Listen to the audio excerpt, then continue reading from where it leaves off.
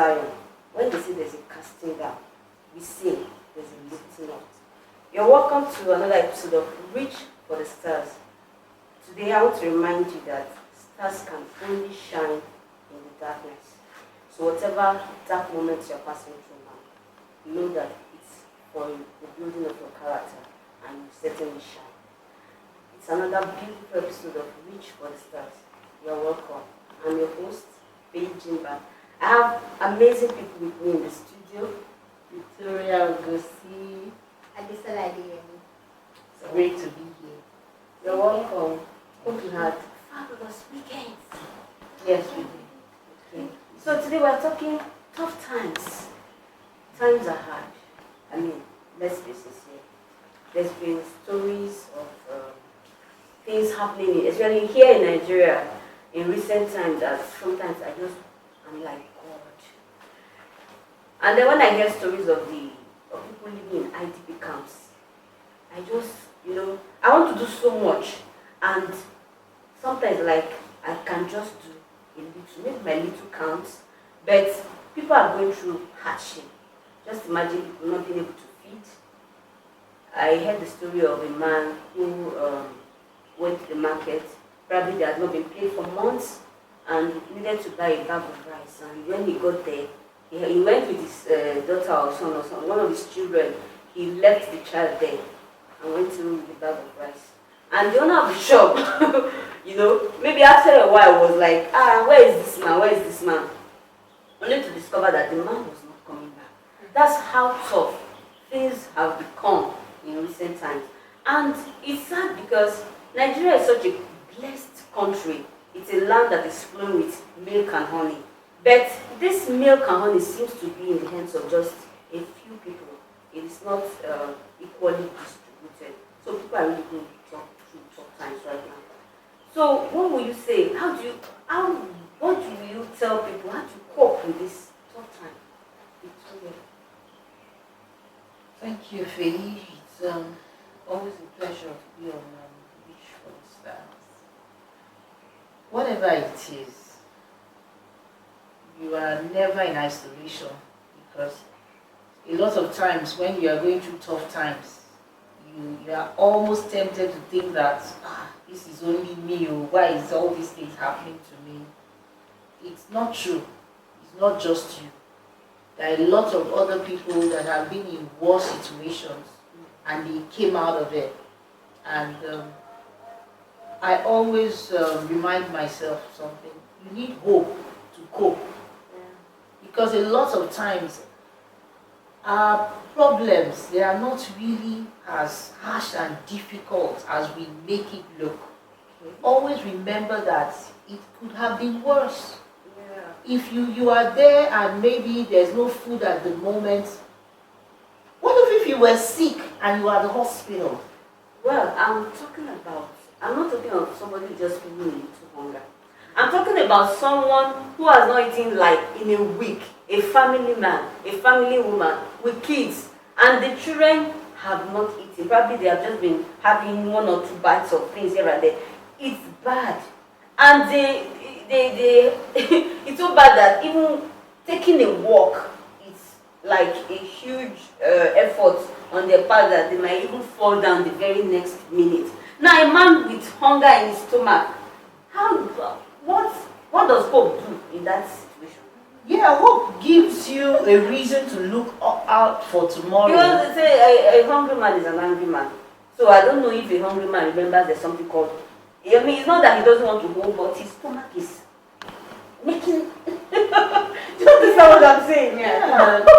The picture you are painting, like, it's really, really bad. Yeah, because I know people who have been going through this. I've been hearing all these stories, people who know these people, and it's so like, wow. Well, I would like to say, did it happen suddenly? Was it a flood? Were they victims to flood, or did it just happen suddenly? Excuse me. Yes. In recent time, I read something on the newspaper that people in IDP camps were dying of hunger, so much so that the United Nations had to send food to them, and of course, before the food arrived, some people would have died. So you know that didn't happen suddenly.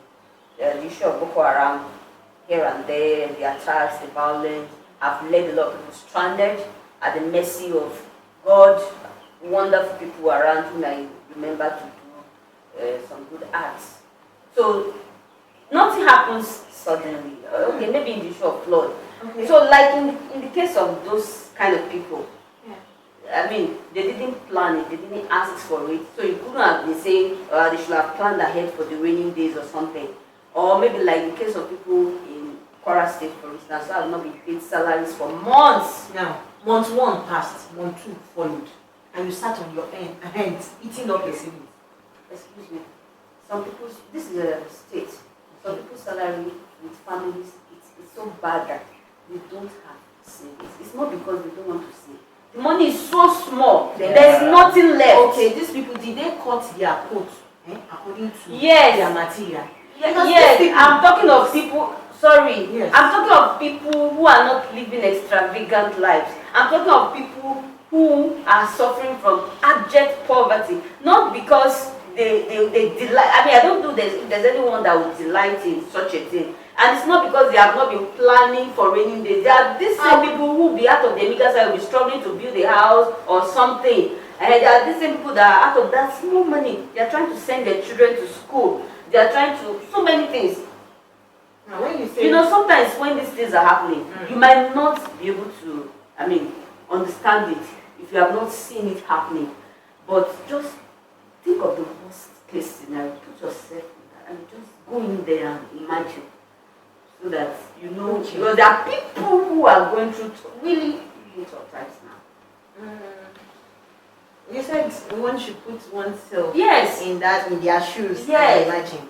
Now I want to, with your example, I want to put myself in a shoe of someone who is a state worker who has not been paid for maybe 7 months now. Now, if I were to be that person, month 1 passed, my salary was not paid. Trust me, I'll start looking for alternative things that I can do. Plan B, plan C, there should plan D. Thank you, Mama. There should be plan to Z, sir. Yes, so there can be 26 plans. Yes, because you just must try. You can't just sit on your hands and say, it's God that brought these children. It's God that would take care of them. God were those days when we just push everything solely to God. God has given us that ability to think and project forward. Oh, now they've not given me salary for this month. The following month followed. 3rd month, and I'm sitting down, complaining, grumbling. Before you know it, that small savings that I have, if I have any, do you understand, will finish. Are you saying there are always options? There are always options. Trust me. I mean, okay, now that people have had this experience, it's easy to start doing out advice and telling them, okay, now that you have had this kind of experience, so that this kind of thing does not happen in the future. Yes. Once, for example, they start paying your salary, make sure that you are no matter how small, you are keeping something somewhere, so that something you can fall back on. But what if it's really so small that you can't keep something? You can't not even talk of keeping something small. Permit me to say it can't be really so small. That you will not be able to save. I'm telling you, and there are people who don't even have salaries. Among these people, I have my reasons for saying this. There are people who don't have salaries. You just have. There are Nigerians who don't have salaries. You just have some set of people that the knowledge comes to them, and they ignore it. They don't do anything about it. They will tell you that it's God, or push it to culture. Do you understand? Push it to culture. Take for instance, you are a married man. You have 2 children, so to speak. In your village, normally 6 is the starting point. Do you understand? Now, knowledge has come to you. There is family planning, and so many things around you. People are coming, they are discussing. It could even be your colleagues discussing at workplace. It could be your boss. You know, it could be some role model that you like, and you after checking around, you say, this man has just 1 child.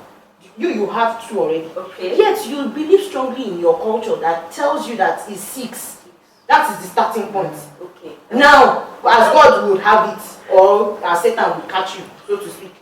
Unfortunately for you, your salaries are no longer being paid. Okay. So you are saying that people should cut their coat according to your size? See, cut your coat according to your size. No, not according to your size. According to your clothes. Material. Some say Yeah. material. Or clothes. There are always options. There are alternatives. But it's just that some people just broke their mind. Say it till tomorrow. I like the issue of cutting your clothes according to your size. I mean, truth be said, like in this environment where we live in, there are people that believe that having just one wife is not enough. Oh. They tell you the more the better. Oh. 2 wives, 3 wives, 4 wives. Yeah. And when you are busy procreating, you don't remember that these children one day will need to be fed, they will need to be clothed, they will need to be sent to school, and you don't remember all that when you are enjoying yourselves with all these different women. So it's good. I mean, okay, they say experience is the best teacher. You always say something like, but it's good when you learn from someone else, because that's a very bad teacher. And people are going through tough times, and it's bad. It's really bad. Okay, maybe let's start learning from because the times are really hard, and there's no guarantee that it's not going to get harder than this. Trust me. So let's start preparing for, cutting your coat according to your size. I mean, you don't have to do it just because everybody's doing it. So Victoria, what's your take on this, really? There's something my husband normally says to me. He says, a plan is as good as how many options you have.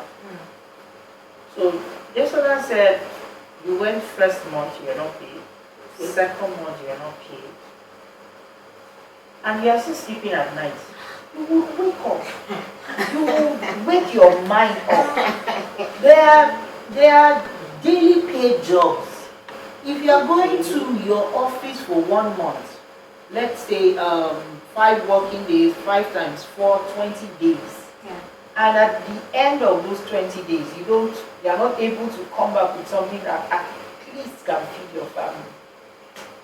We have people building houses every day. Go to one of the sites where they are building houses. If you carry blocks, they will give you at least 1,500 or 2,000 a day. 2 times 20 is 40,000. Thank you. Okay, so I mean, it's this bad because we live in an environment where we have not been taught to be creative.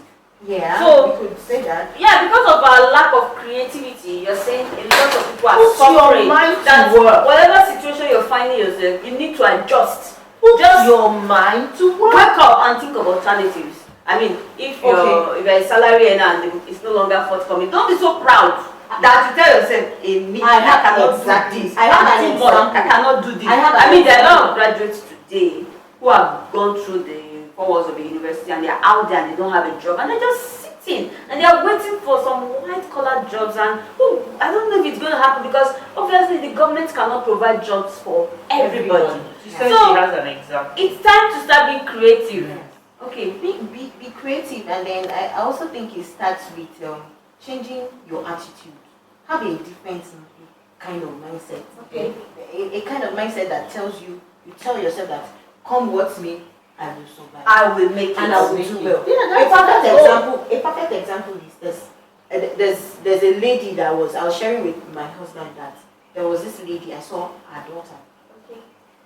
The daughter, I noticed that they find beautiful materials, but this daughter obviously is the woman that dresses her up because she's about 2. Okay. And then I discovered that I think someone presented them with materials that were for like 4-year-old upwards. Okay. That's to tell you that those materials were oversized. Okay, clothes, already made dresses. Yes, already made dresses. Okay. For their daughter. Yeah. Now, this same person, because we're talking, and then I'm like, okay, maybe she's growing daily, so most of her beautiful dresses, she had outgrown them. Okay. And I'm like, okay, if I were to be in her shoes, I can go and buy second-hand grade clothes. Okay. But you'll be surprised that you get beautiful dresses for as low as 200 naira, 250. Okay. Do you understand? Yeah. By the time I select good ones and I dress my daughter up, you'll be shocked. Because it's not just in the price tag on the thing, but your eyes for quality things, and then like you said, creativity. How am I going to combine this and this that will look so nice? But some people don't have it. Instead, she went ahead to wear oversize for her daughter, and then in the course of discussing, we heard her say, no, she cannot, she can only buy her daughter new dresses. Do you understand? New dresses. Of course, we didn't say anything. I just kept to myself and then I shared with her and said, see what I had to do. Do you understand? Now, if you had gone ahead to buy those second-hand clothes, no one would know where you bought them. Your daughter will come up presentable, people would admire and even give you kudos that, oh, you are doing so well. But now you went about telling us that, because you were discussing that you are too much, you can't imagine yourself buying those things, and then your daughter is now wearing oversize. So some people are too concerned about other people's opinion. And besides, if your daughter wears whatever to a place, I don't think anybody will go there asking her, where did your mother buy this? So the mindset. And it's not like the price tag is on it. Maybe on the dress that you are going around, so everybody knows that this is what this dress costs or something. I mean, there are some times that even among these second grade girls, you get very new ones. And unless I really tell you, you won't know. And even some of these shops that you think they are boutiques, many of them go there and they pick some of these things and they push it up and then they sell it to you 5,000, 10,000, and you just, I mean, so we're saying it's time to adjust. When life give you a lemon, you make a lemon. Maybe you used to have oranges before, and now you can't afford oranges anymore. You have lemon. Just make the best of whatever situation you find yourself. And it's always good to plan for the raining days. I mean, if you are living large right now, don't assume that it's always going to be like that. Make sure you are keeping something. And sometimes tell yourself, maybe you are so comfortable in your job or whatever. Always ask yourself, what if I'm not doing this thing? What would I be doing? Or what if something suddenly happens and I can't do this anymore? What will I do? Always, you should always think like that, so that nothing just takes you by surprise to the point that you cannot feed your children. You have to go begging from street to street. I mean, it's not honorable begging. There's nothing honorable about begging. It's I don't know, begging. There's no honor in it. And when you beg, the only thing you can get is leftover. That's what people fail to know. When you are there relaxing as a man, that my big uncle has a lot of money, this one I can always go, he will always give me this or that. But there was a picture I painted to a young man. I said, you want to go and get money from your uncle to do one or two things. And let's say this uncle has maybe 3 dogs, he has 2 cats that he's already taking care of. If he gets his money, know that he's going to consider his dogs and his cats rest. Because they will have to feed. If they take milk, he has to buy their milk and everything. So there's no need for you to get you upset. He will do all of that. It is for the leftover that he will now say, okay, this person asked me for so and so. Then he will now give you. So I don't really like to ask, why would you wait for leftover when God gave all of us one head? Do what you can. You have soap in your house. Start going around your neighborhood. Get clothes from people. Wash. They will pay you. Wake up 6 a.m. Go around the neighborhood you stay. Wash people's cars. They will pay you. There's always something to do. It's just that we get too important. No, besides feeling too important, we just block our mind. We just close it. Creative. We just close our mind. There's always something. There's a friend of mine that's really inspired me. She's in Abuja, and she went there after she got married with her husband. And when she went, she said, "Okay, let me go out and look for normal thing, take CV and all of that." But she's a great cook. She cooked very, very well. And every day she's cooking and her husband comes back with his friends. They are eating and eating. Every time she has to go and clear the dishes. Then one day, suddenly, the husband said, wait, to all this food that these people have been eating in this house, how far? So it was, I think, her husband's next birthday. He's very good with the computer. Okay. And he just printed something. Buy this for so amount, buy this for so amount, this bowl for so amount. So by the time they all came to eat, after eating, he gave them flyers and said, this is the last time you are eating for free in my house. Okay, now. My wife is a great cook. If you want to keep eating these things, just order for them. And that's how she started her business. Wow. And I also heard of this very inspiring story of a dear lady that was asking God, Lord, I need to know what I'm supposed to be doing at this time. Okay. This job is not paying so much. My husband is trying, but I need to support him. And she even went into like fasting and prayer, like, Lord, I really want to hear from you. What is it that I'm supposed to be doing? And she was in her kitchen and she was trying to write some things down. She just turned and she saw a set of pots. And she just heard inside of her that is your job. She smiled and she said, what kind of nonsense and stupid idea is that? How can my job be that pot? So when her husband came back, she just shared it with her husband like, honey, can you imagine I've been fasting, like what am I going to start doing? And the husband said, so, and she said, I was looking at the pots and I just heard, that is where your job is. It's a very stupid idea, you don't even so. And the husband said, no, it's a very stupid idea. In my office, every afternoon we always go out to buy lunch. So we have rice in the house. Okay. Tomorrow when I'm going to the office, even if it's 10 packs that you can pack, let me take to the office. Wow. So when I get there, I'll tell them, we buy there so amount, this is it. You don't have to even go out, I brought it here. And from that pot came out a primary school and a secondary school today. Wow. From that pot came a primary school and a secondary school from that pot. So let's sit back and don't block your mind. There's something that you can do and you will never be hungry for the rest of your life. Just one little idea. It might just look like the simplest thing, but when it is God leading you, it might just be the answer to your prosperity. And you know, as they say, that necessity is the mother of invention. A lot of people are going through tough times, like economically. Now is the time. Start thinking. There are a lot of things you could do, and you won't have to. I mean, you won't have to go through such a bad situation. Thank you for this, for tuning in. We've had a wonderful time. I've enjoyed having this discussion with you guys.